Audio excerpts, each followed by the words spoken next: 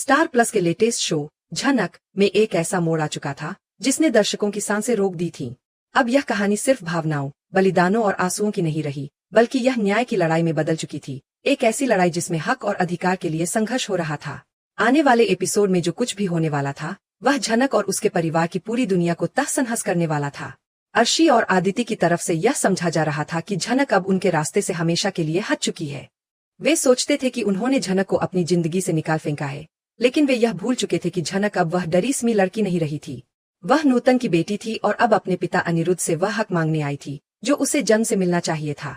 यह था उस घड़ी का समय जब रिश्तों की मर्यादाएं टूटने वाली थीं, और यह लड़ाई अब दो औरतों के बीच नहीं बल्कि एक पिता के पाप और एक बेटी के अस्तित्व के बीच होनी थी। बोस हाउस में अब जश्न का माहौल था, क्योंकि अर्शी और आदिति का मानना था कि वे झनक को पूरी तरह से हरा चुके हैं। लेकिन झनक ने अब एक मजबूत कदम उठाया था। वह अब एक साधारण लड़की नहीं, बल्कि उस परिवार की असली वारिस थी। और यह वक्त था जब उसने कोर्ट का लीगल नोटिस भेजा था, एक ऐसा नोटिस जो सिर्फ पैसों के लिए नहीं था, बल्कि उसकी पहचान की लड़ाई का प्रतीक था। झनक दावा कर रही थी कि वह अनिरुद्ध बोस और नूतन की वैध संतान है, और इस आधार पर बोस परिवार की जायदाद पर उसका आधा हक है। जब यह नोटिस अनिरुद्ध के हाथों में आया, तो उसके पैरों तले जमीन खिसक गई। अर्शी गुस्से से उबल पड़ी और आदिति को यकीन दिलाने लगी कि यह सब झनक की चाल है। लेकिन अनिरुद्ध का चेहरा इस समय पेचीदा हो गया था, क्योंकि एक ओर उसकी अतीत की यादें थीं, तो दूसरी ओर उसका वर्तमान था, जिसमें आदिति और अर्शी का दबाव था। अनिरुद्ध ने इस नोटिस को नकारने की कोशिश की और ऐलान किया कि वह कोर्ट में यह साबित करेगा कि झनक का उससे कोई संबंध नहीं था।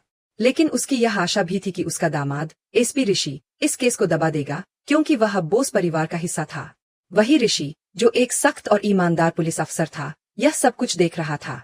उसे यह साफ समझ में आ गया था कि झनक के खिलाफ जो कुछ भी हुआ, वह एक गलतफहमी नहीं, बल्कि एक सोची समझी साजिश थी। उसने अपने पुलिस विभाग की ताकत का इस्तेमाल करके पुराने दस्तावेजों को खंगालना शुरू कर दिया था। उसे शक था कि अर्शी और अनिरुद्ध ने मिलकर नूतन और झनक के अस्तित्व को मिटाने के लिए कई कानूनी सबूतों के साथ छेड़छाड़ की थी। ऋषि, जो इस वक्त अपनी वर्दी में था, अब अपनी पत्नी आदिति और ससुर अनिरुद्ध के खिलाफ खड़ा होने की तैयारी कर रहा था। झनक ने अदालत में एक और कदम उठाया और उसने अनिरुद्ध के खिलाफ अपना दावा ठोक दिया। जब कोर्ट की कार्यवाही शुरू हुई, तो अनिरुद्ध का वकील झनक को लालची और धोखेबाज साबित करने में लगा था, लेकिन झनक चुपचाप खड़ी रही। वह जानती थी कि इसके बाद उसके पास कोई पुख्ता सबूत नहीं थे। लेकिन फिर अचानक कोर्ट रूम का दरवाजा खुलता है और अंदर कदम रखता है एसपी ऋषि। ऋषि ने कहा कि वह इस केस में एक अहम गवाह है और उसके पास ऐसे सबूत है जो इस केस का रुख बदल सकते हैं। उसने पुरानी फाइलों को निकालते हुए जज के सामने सबूत पेश किए, जिनमें नूतन और अनिरुद्ध के रिश्ते के पुराने रिकॉर्ड थे। इसके अलावा उसने फॉरेंसिक रिपोर्ट्स भी पेश की, जो यह साबित करती थीं कि डीएनए टेस्ट में छेड़छाड़ की गई थी। यह सुनते ही अनिरुद्ध के होश उड़ गए और अर्शी और आदिति को यकीन नहीं हुआ कि ऋषि ने उनका पर्दाफाश कर दिया था। ऋषि ने साफ कहा कि एक पुलिस अफसर के तौर पर वह अन्याय होते हुए नहीं देख सकता, भले ही वह खुद अपने परिवार के खिलाफ क्यों न खड़ा हो। अब आदिति को यह समझ में आ गया था कि उसके पति ने झनक का साथ दिया था, लेकिन वह यह भी जानती थी कि यह कोई व्यक्तिगत लड़ाई नहीं थी, बल्कि यह हक और इंसाफ की लड़ाई थी। आदिति ने ऋषि से अपने रिश्ते में दरार डालने की कोशिश की, लेकिन वह एक कदम और बढ़ते हुए अपने ससुराल वालों के खिलाफ खड़ा हो गया। अब झनक की तरफ से एक नया मोड़ आया जब वह अपनी पहचान के लिए संघर्ष करती है। उसने ऋषि की मदद से अपना हक पाने के लिए कोर्ट में कदम रखा था और उसने साबित कर दिया था कि उसके पास सच और न्याय का पक्ष है। कोर्ट की कार्यवाही में यह दिखाया गया कि झनक की ताकत सिर्फ उसके कागजी सबूतों में नहीं थी, बल्कि उसके आत्मविश्वास और दृढ़ संकल्प में थी।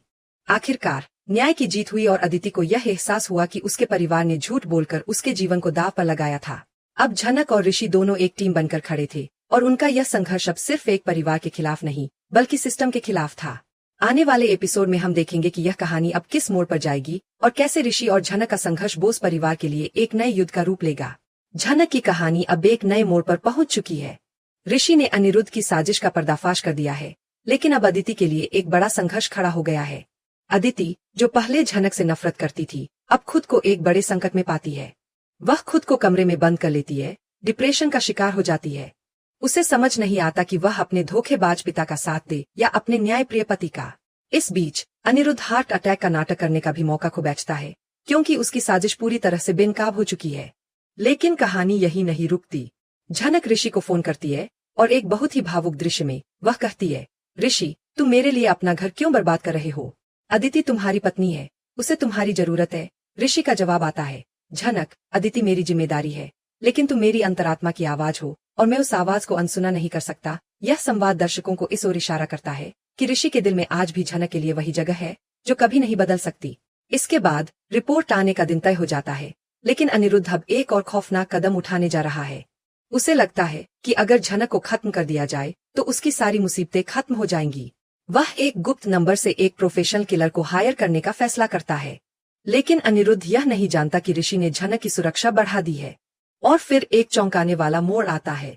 अदिति, जो अपने कमरे में बंद थी, अनिरुद्ध की बातों को इंटरकॉम पर सुन लेती है। अब अदिति के सामने एक बड़ा धर्म संकट खड़ा हो जाता है। क्या वह अपने पिता को पुलिस के हवाले कर देगी या अपनी सौतेली बहन झनक को मरने देगी? क्या खून के रिश्ते नफरत से ज्यादा मजबूत होंगे? अदिति रात के अंधेरे में घर से निकल पड़ती है। वह झनक को बचाने के लिए या ऋषि को चेतावनी देने के लिए घर छोड़ देती है। और जब डीएनए रिपोर्ट कोर्ट में खोली जाती है तो क्या अनिरुद्ध उसे स्वीकार करेगा या कोर्ट रूम में नया तमाशा खड़ा करेगा? यह सवाल अनसुलझा रहता है, लेकिन एक बात तय है, बोस परिवार अब कभी पहले जैसा नहीं रहेगा। अदिति अपनी गाड़ी को तूफान की रफ्तार से दौड़ा रही है और उसके दिमाग में अनिरुद्ध की खौफनाक आवाज गूंज रही है, लेकिन उसे यह भी समझ में आता है कि वह एक कातिल की बेटी नहीं बन सकती। दूसरी ओर झनक अपने छोटे से घर में बैठी थी और वह इस बारे में बेखबर थी कि मौत उसके पास दस्तक देने वाली है। जब अदिति झनक के घर के बाहर पहुंचती है तो वह देखती है कि एक नकाबपोश आदमी हाथ में हथियार लिए दीवार फांद रहा है। अदिति डर के मारे चिल्लाती है, झनक भागो, अपनी जान बचाओ। झनक बाहर आती है, लेकिन हैरान होती है कि उसकी दुश्मन बहन आज उसे बचाने क्यों आई है। अचानक नकाबपोश हमलावर झनक की ओर बढ़ता है। अदिति बिना अपनी जान की परवाह किए झनक के सामने आ जाती है। यह एक ऐसा पल है जो दर्शकों को पूरी तरह से चौंका देता है। तब ही सायरन की आवाज सुनाई देती है और पुलिस जीप वहां पहुंचती है। एसपी ऋषि अपनी रिवॉल्वर से हवा में फायर करता है और कहता है, रुक जाओ। हमलावर डर जाता है और भागने की कोशिश करता है, लेकिन ऋषि उसे पकड़ लेता है और उसकी जमकर धुनाई करता है। जब वह उसका नकाब हटाता है तो अदिति पहचान लेती है कि यह वही आदमी है जिसे उसने कई बार अपने पिता के ऑफिस के पास देखा था।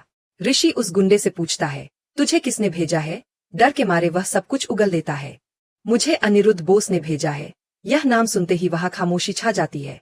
झनक को यह बात सुनकर काफी दुख होता है, क्योंकि उसे एहसास होता है कि उसे मारने का आदेश उसका अपना सगा पिता ने दिया था। ऋषि गुस्से से कांपते हुए आगे बढ़ता है और अदिति को सहारा देकर उठाता है। वह कहता है, अदिति, आज तुमने साबित कर दिया कि तुम अर्शी की परछाई नहीं बल्कि एक इंसान हो। तुमने आज मेरी झनक की जान बचाई है। अदिति की नजरें ऋषि से नहीं मिल पाती, क्योंकि वह जानती है कि अब उसका पिता अब नहीं बच सकता। अगली सुबह कोर्ट रूम में एक नया तूफान आने वाला है। अनिरुद्ध और अर्शी बहुत खुश है, क्योंकि उन्हें लगता है कि झनक अब कोर्ट में नहीं आएगी। लेकिन जैसे ही जज कार्यवाही शुरू करते हैं, अनिरुद्ध के वकील आत्मविश्वास से कहते हैं, माय लॉर्ड, वादी झनक आज कोर्ट में मौजूद नहीं है। इसका मतलब है कि उसने हार मान ली है।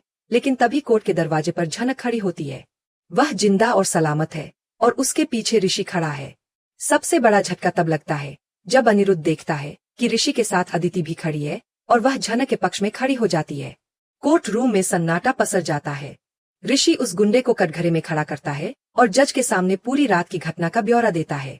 फिर वह डीएनए रिपोर्ट को जज के सामने पेश करता है। जज रिपोर्ट खोलते हैं और पढ़ते हैं।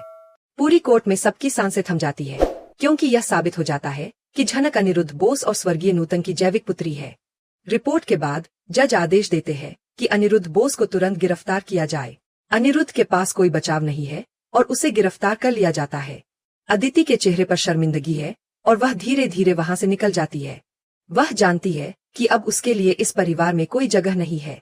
कोर्ट के बाहर झनक ऋषि से कहती है, शुक्रिया ऋषि, अगर तुम नहीं होते तो आज नूतन की बेटी को इंसाफ नहीं मिलता। ऋषि कहता है, इंसाफ तो मिल गया झनक, लेकिन इसकी कीमत बहुत बड़ी चुकानी पड़ी है। तब अदिति आती है और वह अपने किए पर पछताती है। वह कहती है, मैंने तुम्हें इसलिए नहीं बचाया क्योंकि तुम मेरी बहन हो। मैंने तुम्हें इसलिए बचाया ताकि मेरे पिता पर हत्या का इल्जाम न लगे। लेकिन शो का सबसे बड़ा मोड़ तब आता है जब अदिति कहती है, ऋषि, तुमने अपना पुलिस का फर्ज निभाया, लेकिन पति का फर्ज निभाने में तुम फेल हो गए। मैं अब उस छत के नीचे नहीं रह सकती जहाँ मेरे पिता का दुश्मन रहता है। अदिति चली जाती है और अब ऋषि को एक मुश्किल फैसला करना है।